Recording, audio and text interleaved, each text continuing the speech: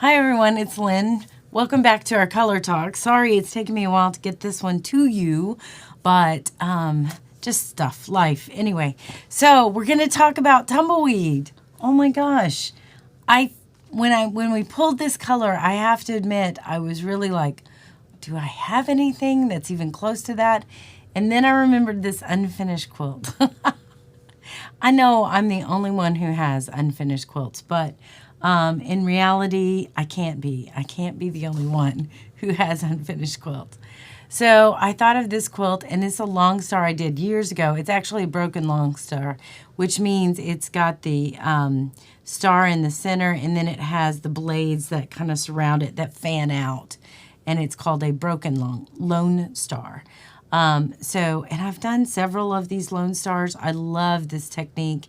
It's a technique by using Quilt Smart, which is, again, I'm not sponsored. I just tell you stuff I like. So Quilt Smart's a brand that has this fusible interfacing that allows you to kind of glue your pieces down and sew on a line. And it makes piecing really super easy and very fast. And what I like about it is it takes a very complicated design and allows it to be less complicated and easy to use. So anyway, shout out to Quilt Smart. I wish they did sponsor me because I love their stuff. Anyway, so tumbleweed. So I forgot that I actually had done a quilt kind of this color, close to this color. I think it's a little darker than what this color colored out as, but it was as close as I could get. So here it is. This is actually the fabric behind me, which with the lights on it make it look more gray. The background, that big background. But this is the real fabric. So I don't know why. Oh, let me do that picture in a picture so you can see what I'm talking. That color right there, that background, that is the same as this, but the lights make it look more gray. And it's not. I promise you, this is the fabric. It's the left. This is when I buy too much fabric and I have leftover from my quilt. So this is the leftover fabric from that. What I like about this quilt is that I really use simple, it's as probably modern as you're going to see me get from the standpoint of I didn't use a lot of pattern. I used very kind of simple, either it was a grunge fabric, this is linen, or polka dots. I really did not use a lot of any other, or solids. I use solids. And for me to use solids in a quilt is kind of crazy because I just don't do that very often. But here it is. I just like the way it turned out. I was loving it. So this was one of the first projects I used with Quilt Smart, actually, and it turned out great. I just haven't quilted it, and it's been years, like years. It needed to apparently live in my quilt stash. So this is the fabric, so that's what we're going to compare the ones that I pulled to. But you can see it can look very modern, and I did want to point that out, that I don't think you can put any color, period, into a category of that's a modern color or that's a 1880s color, and it can only be used in those quilts. Like, I just refuse to believe that it can only be used in whatever quilts. So I think we should push that boundary every time. So tumbleweed, this is how it colored out. This is just a little bit darker, but I think it's got the same kind of gold undertone. When I went to the book that we've been kind of looking at, The Secret Lives of Color, the closest one we have is fallow. I looked at some of these chalk and these tones up here were kind of in the white, and just none of them hit right for me.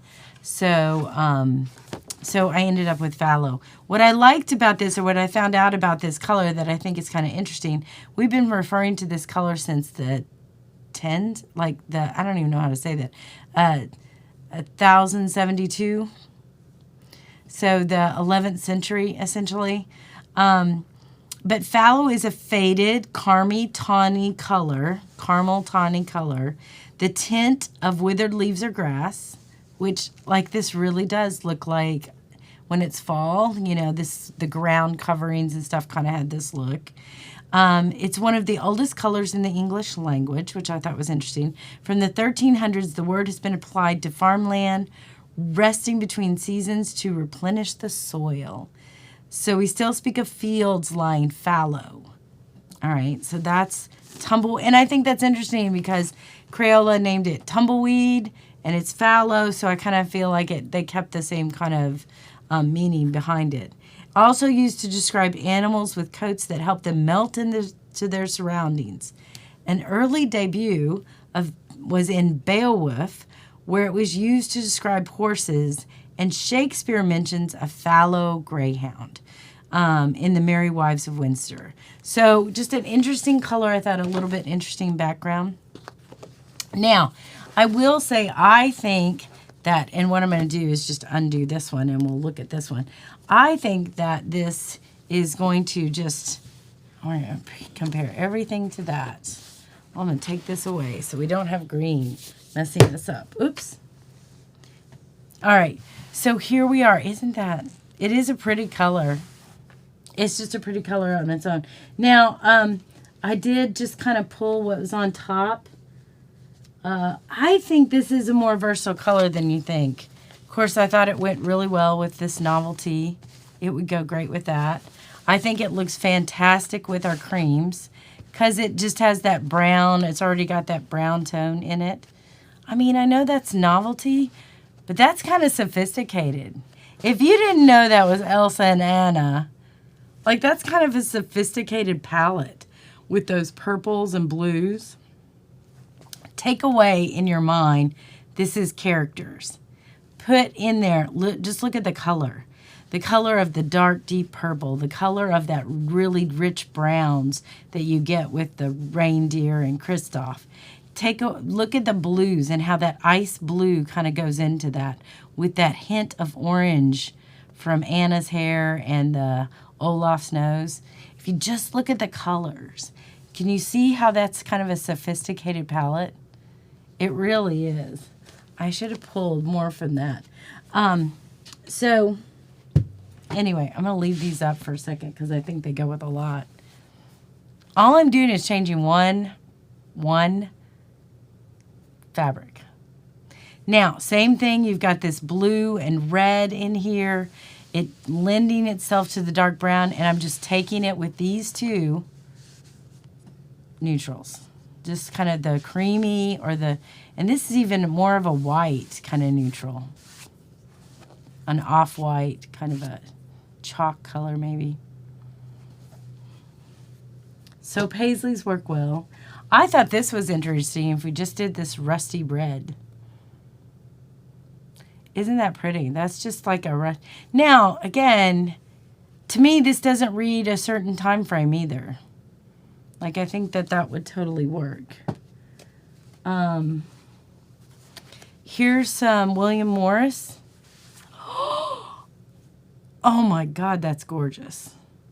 Like, that may need to live in a block together. Maybe this is the alternate. If you don't have subscription to me on the Quiltlet 101, I do alternate blocks every other week of what I'm teaching. And so I kind of use this as maybe finding an alternate block. And that looks really interesting. I'd have to have another color in there, but that looks really like that. William Morris needs to live someplace with me. And I liked the fox. Look at the fox. I think that would look good with the Kristoff and Anna, the Frozen 2. Of course, your children and grandchildren would know that was Frozen 2, not Frozen. Another William and Morris.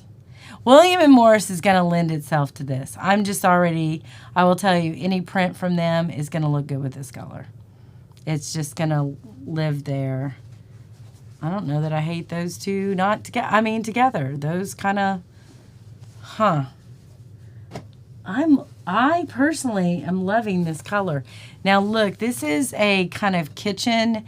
It's, I bought it to make a tablecloth, and I don't think I ever made the table. Well, obviously, I didn't make the tablecloth, but isn't that pretty? I just like the, and this is all like cabbages and seeds and kind of, it's kind of a seed packet print, but it's worn or aged looking.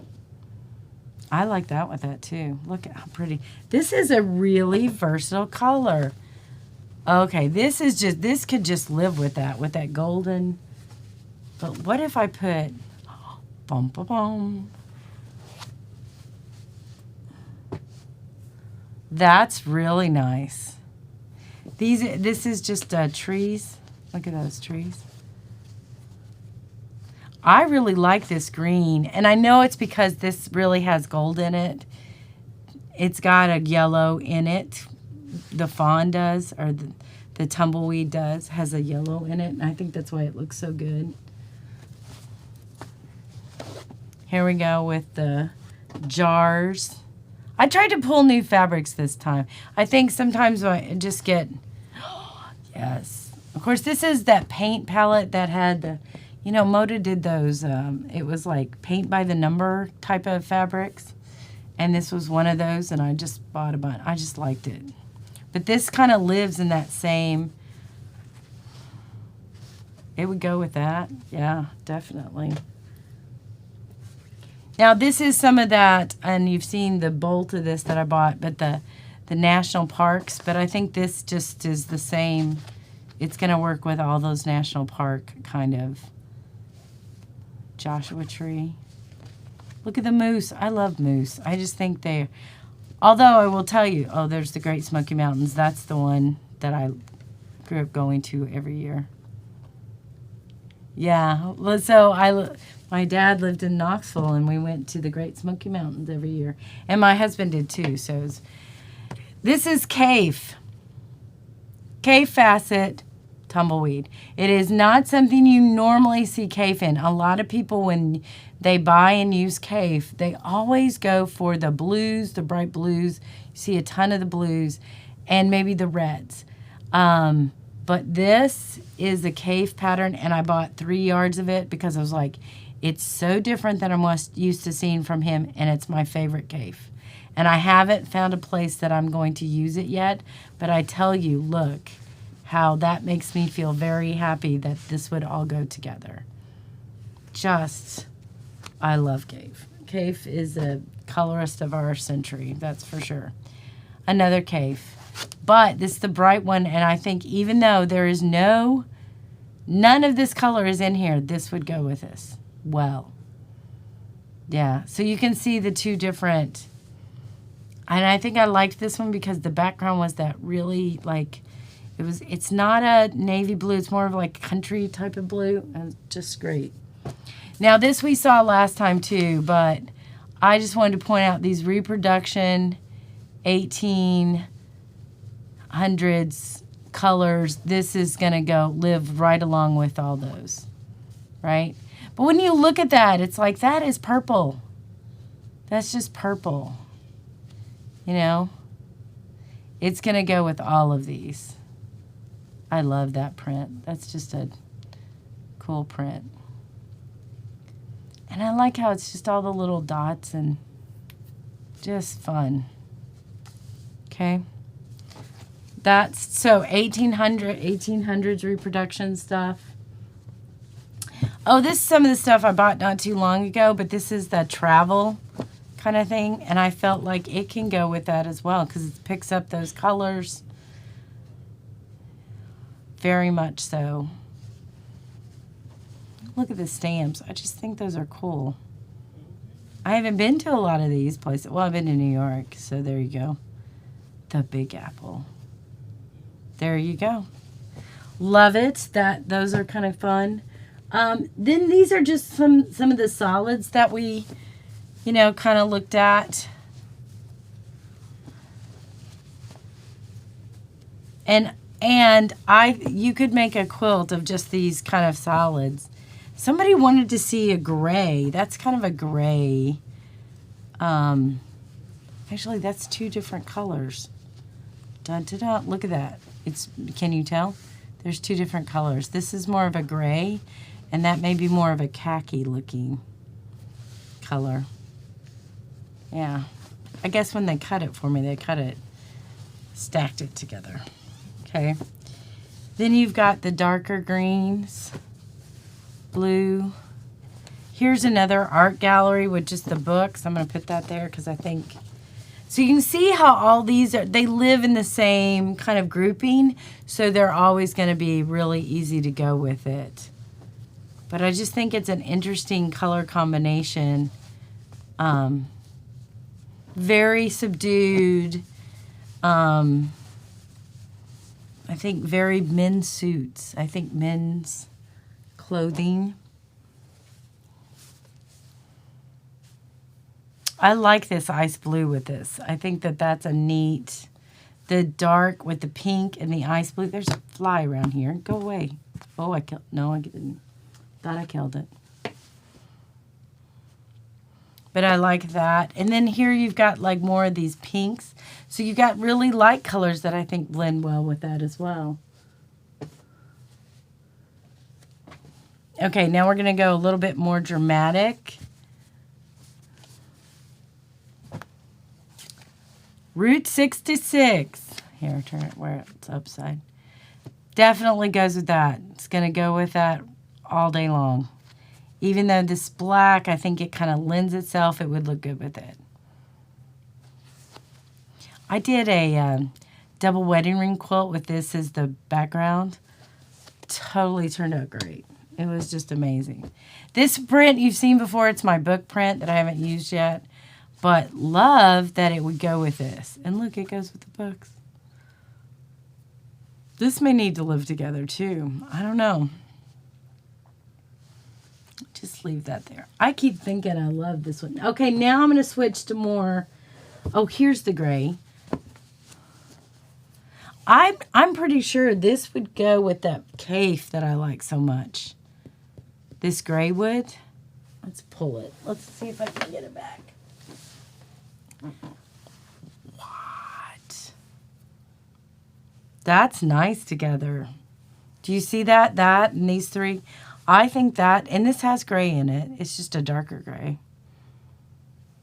But I love this gray. This gray with this looks good. Let's put it right over there. Okay, now I'm going to switch to brighter colors and see what you think. Boom, boom, boom, boom, boom, boom. Pretty bright colors.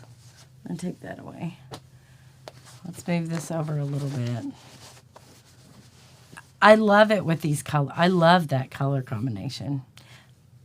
I say that and look behind me. I mean, it's essentially that bright orange and that yellow is just repeated here, only those were solids in a polka dot. Do you see what I'm saying? So I think you can use brights with it, and then I pulled the green. That's going to look good with it. That's in that color too. Blue. This is a really versatile. I think this is one of the most versatile colors we've looked at, aside from black, which goes with everything, you know.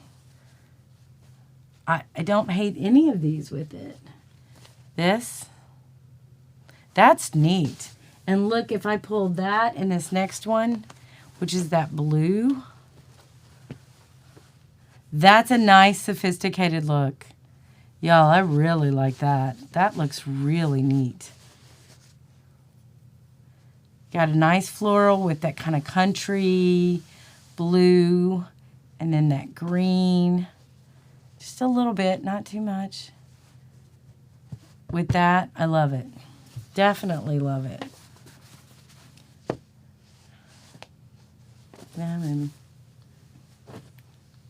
Okay, I only have a few left. I brought some more gray. This is more icy gray. Like that as well. That doesn't look bad. Kind of picks up that. That's nice. That really is nice. And I'm looking at this in the camera so that I'm not just looking at it in front of me. I look at it how it looks on the screen in front of me as well. I like that. I think that picks up. I think this may be even better as a little more icy blue than the icy gray kind of thing. But I think that with this foundation, this fallow or tumbleweed color looks really nice together. Okay, and then I did a bright yellow, which I think looks good. I think if you pulled back that orange, it would look really good with that. This is Art Gallery fabric. This is, I have no idea, but it's super cute. I just thought it was fun with the old milk glass bottles. Did you get your milk in glass bottles? I did. I totally did. And it wasn't delivered. It was just a local dairy sold at this little store called Farm Fresh. If you're from Southern Illinois, you know this. There's Farm Fresh milk that you get in glass bottles. I actually, last time I'd gone to home, because you would take the glass bottled milk back to the store and they would give you credit on the next bottle of milk that you had. And bottled milk, glass bottled milk, tastes different than just your plastic bottled milk. So just so you know, it tastes totally different and it's so much yummier. And what was funny is I wanted a glass bottle from that dairy. So I went and bought some milk and didn't return the bottle, which you don't have to. I didn't return the bottle. So I actually have a glass bottle milk. Isn't that crazy? It's crazy. So I bought this because I like glass bottle milk. And you can't find it very much anymore. But yeah, you used to get, I don't know, it was like 5 cents to return the bottle. Isn't that funny? And then I found this purple and I thought, well, purple goes with it as well. I think that's a really, I'm not as in love with this print. This was one of those prints that was in a group that I bought and I like some of that better, but this one, it's okay. Little violets, I guess. Or are those pansies? I think they're violets. I think those are violets. I don't think they're pansies. In the teacup. All right, well, that's what we have for Tumbleweed. So, hope you enjoyed it. I just found it to be a really versatile color, and I found just for my opinion, is that this is a color I'm going to start looking at again. I don't use a lot of solids, so I tend to kind of ignore it. But when I found this in my stash, I was like, I think that this can be more useful again. And so pulling the fabric and looking at it again made me appreciate this color a little bit more. And then thinking about this behind me, and I need to finish it. I'm sorry, it's really wrinkled. Like, ooh, look at that. Here, what if I sit? That makes it better. Oh no, now there's wrinkles on this. I'm not going to win. I'm not going to win. There's wrinkles on it. So anyway, hope you enjoyed it. Be sure to stay tuned. Next, we will do a new color. I don't know what that color is.